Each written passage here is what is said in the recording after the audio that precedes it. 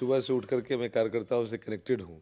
जहाँ कहीं भी कुछ जगहों पे ईवीएम खराब है, कहीं पे पोलिंग स्लो है, कहीं पे कुछ पार्टी विशेष के लोग जबरन लोगों को इधर से उधर घुमाने की कोशिश कर रहे हैं। तो इस तरह की समस्याओं से प्रशासन को सूचना दे रहा हूँ, अवगत करा रहा हूँ। सभी समुदाय वर्ग हाँ, के और लोग हैं आपके साथ। सबसे बड़ी बात है कि जब मैं पिछली बार भी लोजपा से चुनाव लड़ा था, 41,000 वोट आया था। मुझे वोट उन बूथों पे आया था जहाँ पे पोलिंग एजेंट कभी किसी का नहीं जाया करते थे। वोट का परसेंटेज ही आपको बताएगा ओबरा के उत्साह को। और लोगों ने जम के मतदान भी किया, करेंगे। और इस बार चुनाव जीत होगी, यहाँ पे प्रकाश चंद्रा की जीत होगी।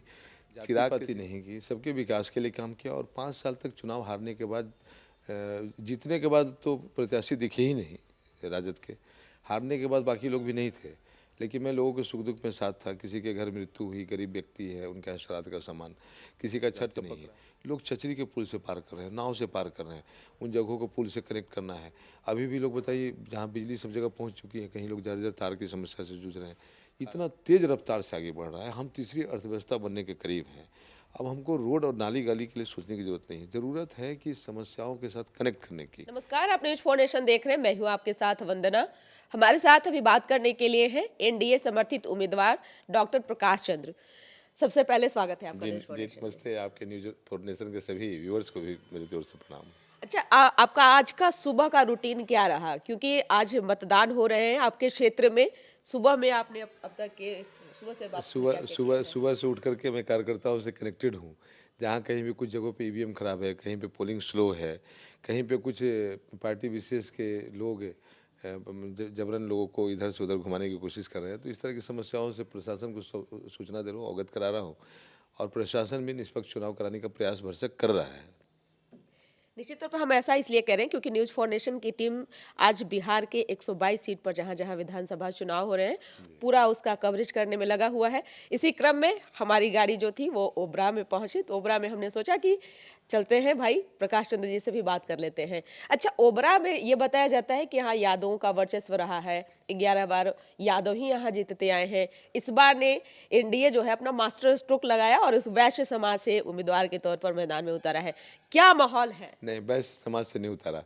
एनडीए ने एक ऐसे प्रत्याशी को चुना जिसको सभी समाज के लोगों का समर्थन प्राप्त है। मेरे साथ यादव भी हैं, मेरे साथ बहुत संख्या में मुस्लिम हैं। बिल्कुल, सभी समुदाय वर्ग हाँ, के और लोग हैं आपके साथ। सबसे बड़ी बात है कि जब मैं पिछली बार भी लोजपा से चुनाव लड़ा था, 41,000 वोट आया था। मुझे वोट उन बूथों पे आया था जहाँ पे पोलिंग एजेंट कभी किसी का नहीं जाया करते थे। यादवों के गढ़ से भी मुझे वोट निकला था। इसका एक कारण है कि मैंने समाज को हमेशा समाज के नज़रिए से देखा, जाति के नज़रिए से नहीं।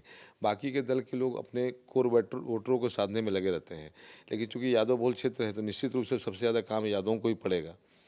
तो जो भी मेरे पास आया, मैंने उनके साथ भेदभाव नहीं की, सबको सम्मान दिया, सबको साथ लेकर के चलने की कोशिश की। और उसी का परिणाम है कि इस बार यहाँ पे जाति और धर्म दोनों की दीवारें टूट चुकी हैं। सारे लोग आज साथ हैं। ओबरा में गजब का उत्साह है। वोट का परसेंटेज ही आपको बताएगा ओबरा के उत्साह को। और लोगों ने जम के मतदान भी किया, करेंगे। और इस बार चुनाव जीत होगी, यहाँ पे प्रकाश चंद्रा की जीत होगी, चिराग के सिपाही की जीत होगी। और मैं तो कहता हूँ कि मैं अश्वमेघ का घोड़ा हूँ, चिराग ने छोड़ा है, किसी की हस्ती नहीं जो रोक ले, चुनाव जीतना तय है। आपने जो बातें कही उस वो इसलिए ज़्यादा सही साबित इसलिए हो रहा है क्योंकि वोबरा विधानसभा क्षेत्र में जहाँ जहाँ बूथ केंद्र बनाए गए थे, वहाँ वहाँ जब हम मतदाताओं से बातचीत की, उनके उनके मन में भी यही है, परिवर्तन परिवर्तन। आपने ऐसा क्या किया क्षेत्र में? नहीं, मैंने बस सबको साथ लेकर के चलने का प्रयास किया, जाति पाति नहीं की, सबके विकास के लिए काम किया। और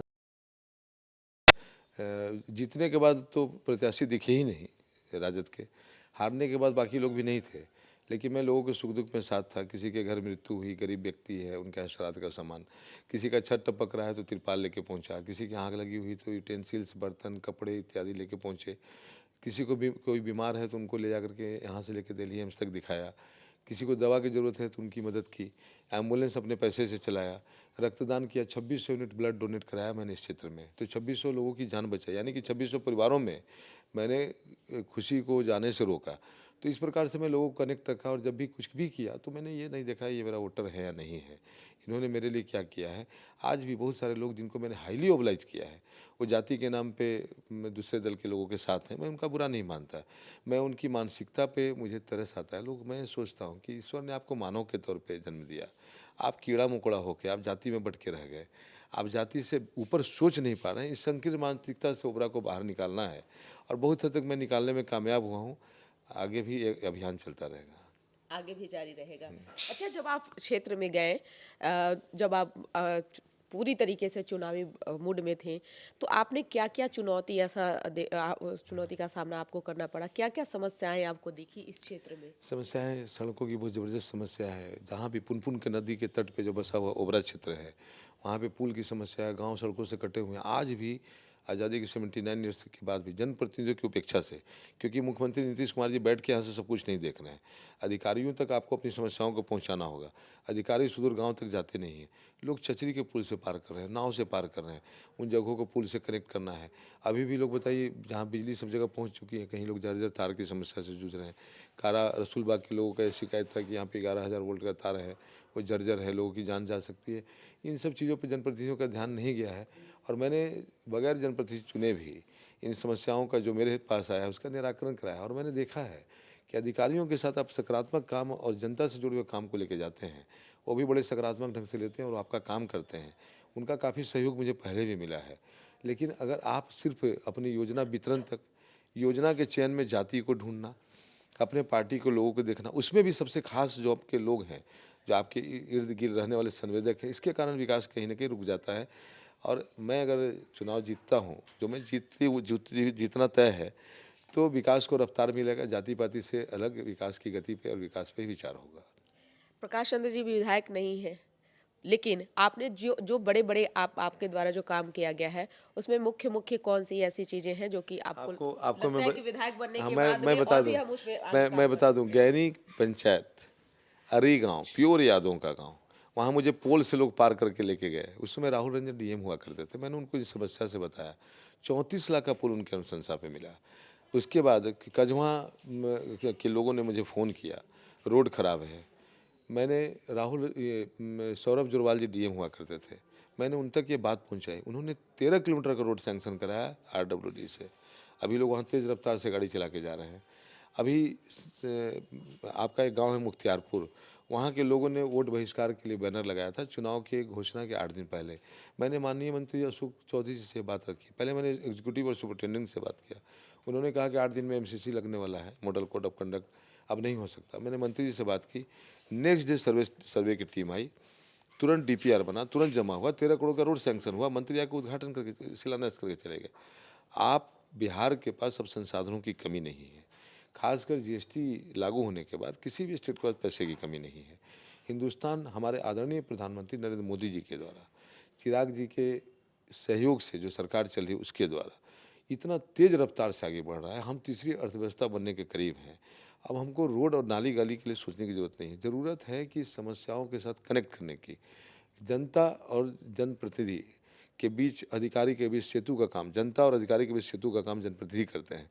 जनप्रतिनिधि सो जाते हैं योजनाओं को लीक करके, और अपने हिस्से का व्यवस्था करके लोग निश्चिंत हो जाते हैं। प्रकाश चंद्रा जन समस्याओं से कनेक्टेड है। और आगे आने वाला टाइम, अगर आप नेक्स्ट टाइम कवरेज करने इलेक्शन में आएंगे ओबरा, तो आप देखेंगे लोग सिर्फ इस बात को कहेंगे कि इन्होंने ये काम किया। मैंने चुनाव भी लड़ा। मैं इकलौता प्रत्याशी हूँ पूरे हिंदुस्तान का जिसने किसी पार्टी का बैनर नहीं लगाया, किसी पार्टी का झंडा नहीं लगाया। आज तक मेरे गाड़ी में किसी भी दल का झंडा नहीं लगा है। बगैर झंडा, बगैर बैनर का मैं चुनाव लड़ा। कहीं पे भी, कुछ जगहों पे कार्यकर्ताओं को रिक्वेस्ट पे मुझे ये बोलना पड़ा कि सरकार ने ये काम की है। हर जगह मैं ये बोल के गया कि मैं क्या किया और मैं क्या काम करने वाला हूँ, क्योंकि मुझे लगता है कि सरकार जो काम करती है वो सरकार का बड़ा घोषणा पत्र है, जिससे नीतीश कुमार जी, एनडीए के सभी घटक दलों ने मिलकर के बनाया है। चिराग जी ने बिहारी फर्स्ट का डॉक्यूमेंट बनाया है। लेकिन स्थानीय स्तर पर मैं क्या करने वाला हूँ अपने लोगों के लिए, और स्थानीय स्तर पर मेरी क्या व्यवस्था, ये लोगों को बताना चाहिए। लोग जनता को ऊपर वाली चीज़ को दिखा के आंखों में धूल देख करके वोट लेते हैं। यही कारण है कि जनता कहीं न कहीं चली जाती है। आप कब तक के अपने बूथ पे पहुंचेंगे, क्योंकि मतदाता तो वोट देने पहुंच ही रहे हैं? प्रकाश चंद्र जी कब जा रहे हैं? अभी बस मैं तुरंत आपसे रुखसत हूँगा और बूथ के लिए प्रस्थान करूँगा। बूथ के लिए प्रस्थान करेंगे। क्या आप अब अपील करेंगे यहाँ लोगों से हम एक ही अपील करेंगे कि ज़्यादा से ज़्यादा मतदान करें। जाति पाति और धर्म से ऊपर उठ करके पार्टी को न देखिए। हर बार आप ऊपर की ओर देखते हैं और नीचे आप ठोकर खा जाते हैं। जाति और धर्म से ऊपर उठ करके मतदान करें और मतदान जरूर करें, क्योंकि आपका भविष्य तय करता है, आपके क्षेत्र का भविष्य तय करता है। जाति से भला नहीं हो सकता। समाज बनाइए, बिहार बनाइए, भारत को मजबूत बनाइए। धन्यवाद सबको। बहुत बहुत शुक्रिया बात करने के लिए। तो ये थे प्रकाश चंद्र, एनडीए समर्थित उम्मीदवार, और जहां महागठबंधन की ओर से इस पारंपरिक सीट को बचाने में तमाम एड़ी चोटी एक लगाए हुए हैं नेता, लेकिन वहीं अकेले प्रकाश चंद्र जो हैं इस सीट पर मुकाबला कर रहे हैं। अब देखने वाली विषय होगी कि यहाँ के मतदाता जो हैं वो आगे क्या विचार करके आगे का कुछ मत करते हैं। इस पर बस इतना ही। बने रहिए न्यूज फाउंडेशन के साथ, सहयोगी दीपक के साथ न्यूज फाउंडेशन। सूरज की पहली किरण के साथ जाग उठा बिहार, हर मत बने नई उम्मीद, हर कदम जिम्मेदारी। न्यूज फॉर नेशन की अपील, 6 और 11 नवंबर को घर से निकलें, वोट करें और अपने भाग्य विधाता खुद बने।